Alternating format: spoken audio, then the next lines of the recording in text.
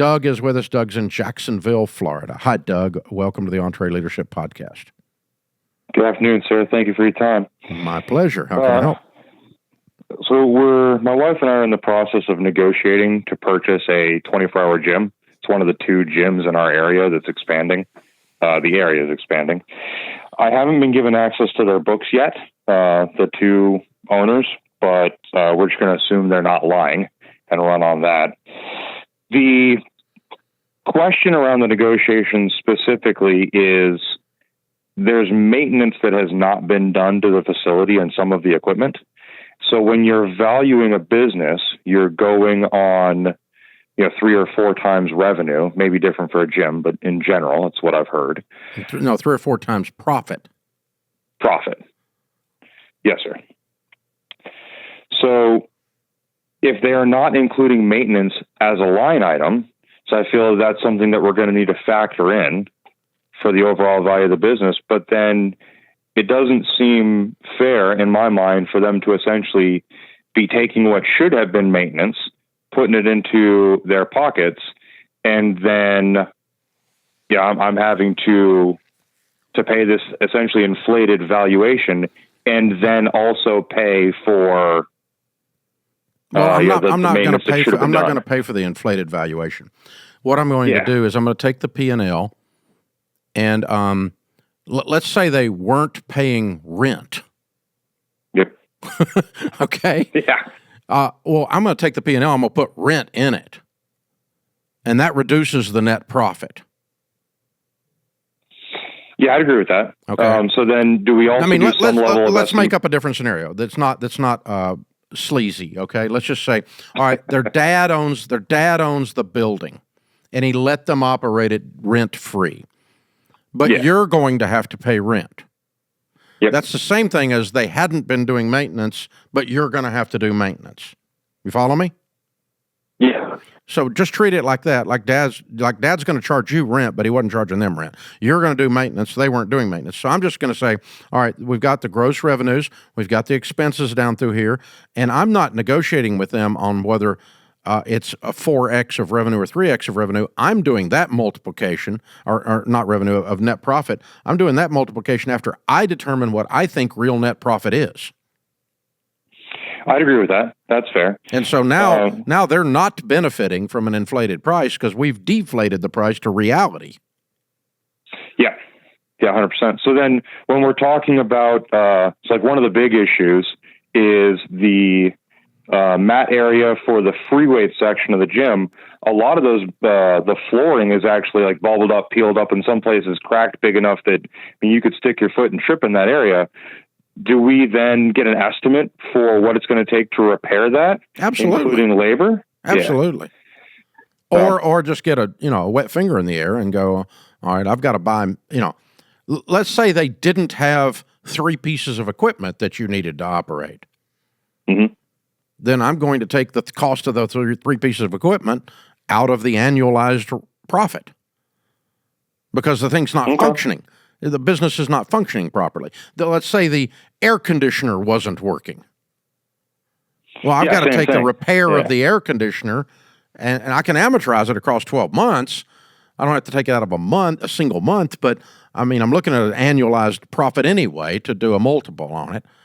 And so I'm going to fix the air conditioner as a part of the cost, and that's going to reduce the profit and reduce the thing. So I'm going to fix the mats at a part of the cost.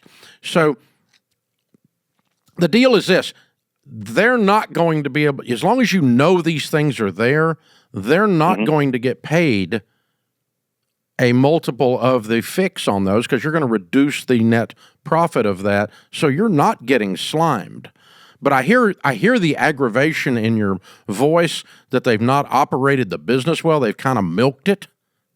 Yeah. It's kind of aggravated you personally because you thought they were going to benefit from that. And with this formula that you and I are doing, they're not going to benefit from it. As a matter of fact, I'm kind of glad they've screwed it up because it's going to give you a better deal. Oh, absolutely. There's an opportunity there, because they've put the business in the situation it is. I think you're 100% correct on the frustration, and just it bugs me when I see something that's such a simple fix. Yeah, and it's just lazy. a lack of caring. It's lazy. Yeah, it is. And it's nasty in a gym to have rolled up mats. That's just gross, you know. It is. It's anybody that cares, but that's who you want to buy from is somebody that's dumb butt that doesn't care. That's where the deal is. Yeah, 100%. So this makes me smile. It doesn't make me frustrated. Cheaper than. That's a fair point. If I'm buying a house, I like the gutter hanging off. Not up there nailed properly, because that means I'm getting a deal. I want that sucker waving at me because that's giving me a signal that guy's wanting to sell that house. Yeah, absolutely. All right, absolutely. You're on board, man. So yeah, but the thing is, you're going to take the gross revenues annualized, and you're going to put proper maintenance in, proper mats in, proper rent in, and proper air conditioning in, and then the resulting net profit, I'm going to pay these bozos no more than 4 times, if not less. I would probably like to talk it down a little bit closer to 3, because this is the stuff that I can see what else is wrong. Yeah. Well, and not only that, you have to put in your brain power to fix their messes. So I'm up for 3. Yeah. What do you think the net's going to be when we adjust that? Let me give it. I don't know what that'll make. What's the margin on this puppy? According to what they have told me, again, we'll take them at face value, that each of the owners, the 2 owners, are taking $8,700 a month apiece, and they have 1 employee on site that is taking home $2,000 a month. So $19,000 a month subtract out.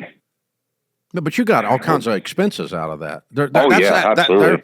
They're taking out $8,700 after they're paying their bills, but not counting the ones we're talking about they should have done. But the rest of the bills are paid. I mean, they're having to pay rent, right? It's a rental, isn't it? Rent, utilities, all. Yeah, it's leased. So they're still pulling $17,000 a month out. Mm-hmm. Yeah, we're probably going to have to add. I would say at least in the short term, we're talking at least $1,500 a month. $1,500 a month for maintenance, because we got to get caught up. Yeah, we may be able to adjust it down in the future with proper care and attention, but I'd shave at least $12,000 off a year. So you're looking at what, $150,000 or something. Probably somewhere in that ballpark. I don't think it's going to be worth more than $200 all said and done. No, I was talking about the net profit, wasn't I? 17,000 times 12 minus the stuff we're talking about. Yeah, that is probably about right. Yeah. Yeah. That's more like 150,000 profit. So your max is, if you bought it at 3x of that, that'd be 450. 450. Yeah.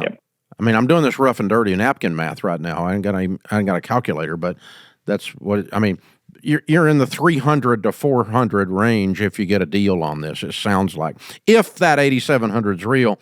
But when I see these other things, I start to question other pieces of integrity. Here's the deal. You do not buy this from them based on their books. I want to see their tax returns. Okay. Their personal tax returns, because tax returns tell the truth. Because you go to jail if you do those wrong. Yeah. You do books wrong and you lie to you. That's not go to jail stuff. So yeah, I want 2 years of tax returns. I want to see your personal tax returns on the business. If it's an LLC, you're filing on the LLC. I want to see what the flow through is on it, and that'll tell me my number. And then I'll take that and plug that against your actual P&Ls from your bookkeeper, compare, and see how much you're lying about other things too. And because,